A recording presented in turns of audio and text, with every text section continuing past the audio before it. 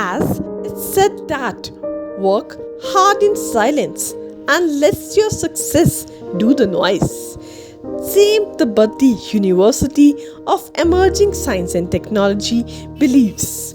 A special interview of Vice Chancellor Professor Dr. Jitendra Sharma on campus placements of the university.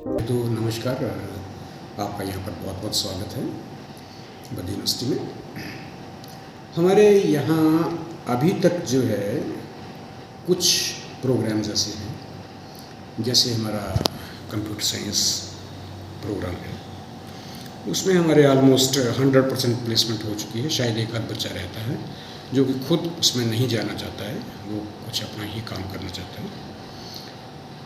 और एक नहीं, कई companies के बीच में बचे गए हैं। उसी तरह से जो हमारा फार्मेसी कॉलेज है, वहाँ पर हमारे अबाउट मोर देन 80% प्लेसमेंट्स हो चुकी हैं बच्चों की, जो ग्रेजुएट्स लेवल पर और एम फार्मा लेवल पर। उसमें कुछ बच्चे इस तरह के भी हैं जो प्लेसमेंट नहीं भी लेना चाहते हैं, क्योंकि वो उसमें अपना काम बीच में कोई ना कोई करना चाहते हैं, करते रहते हैं। जो हमें सबसे बड़ी खुशी की बात ये होती है कि जो हमारे बच्चे इन कंपनीज में गए हैं, वहाँ से हमें एक फीडबैक भी मिला है। जैसे हमारे कुछ बच्चे एक्रो में गए हैं, गुड़गांव में स्थित, तो वहाँ पर जो एचआर है उनका हमारे साथ संवाद हुआ था। उन्होंने ये कहा कि हम नॉर्थ इंडिया की बहुत सी यूनिवर्सिटीज़ से बच्चे इस प्रोग्राम में हमने लिए हैं और लेते हैं, लेकिन जो क्वालिटी ऑफ प्रोडक्ट आपका है, आपकी विश्वविद्यालय से, यूनिवर्सिटी से हमें आया है, हम उससे बहुत खुश हैं एंड दे आर एक्सेलिंग। वो उनका जो काम करने का तरीका है और जो सोच का नज़रिया है वो बहुत उच्च किस्म का है। तो हमें ये जानकर खुशी हुई। इसके साथ में ही बहुत सारी ऐसी कंपनीज भी हैं जो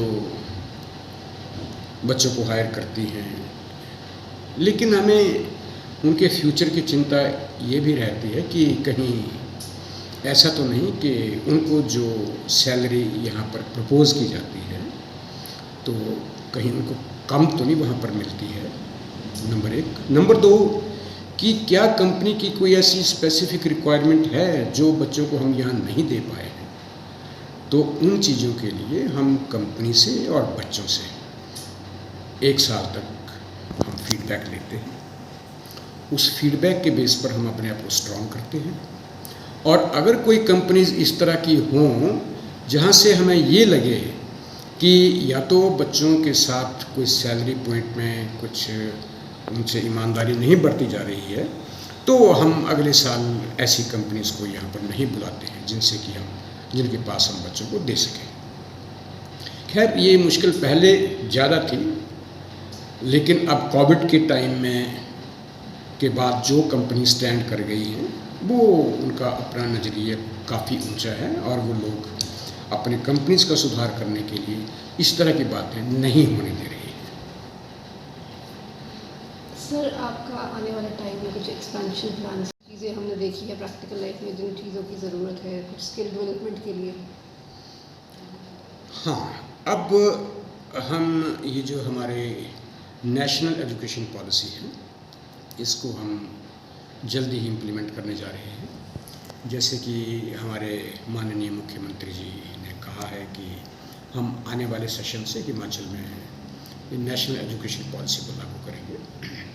तो नेशनल एजुकेशन पॉलिसी को लागू करने के लिए इसमें कुछ प्रमुख चीज़ें इस तरह से हैं कि हमारे पास स्किल के प्रोग्राम्स जो हैं वो हर प्रोग्राम के साथ एम्बेडेड होने चाहिए। मतलब जो भी कोई हम प्रोग्राम बच्चों को दें जिसमें कि बेसिक स्टडी जो वो वहाँ करते हैं, जो है उसकी एकेडमिक्स, जो उसका करिकुलम है, उसके अलावा हम उनको कौन से स्किल में जो बच्चे की भी उसमें दिलचस्पी हो, तो हम कुछ स्किल सेक्टर्स से अपने MOUs साइन कर रहे हैं। अब शायद हम अगले महीने तक ये 3-4 किस्म के MOUs हैं डिफरेंट स्किल सेक्टर से, वो साइन करेंगे ताकि बच्चों को उसमें अपनी चॉइस के अनुसार कौन से सेक्टर में जाना है उसकी वो खुद ही निरीक्षण कर सके, फैसला ले सके।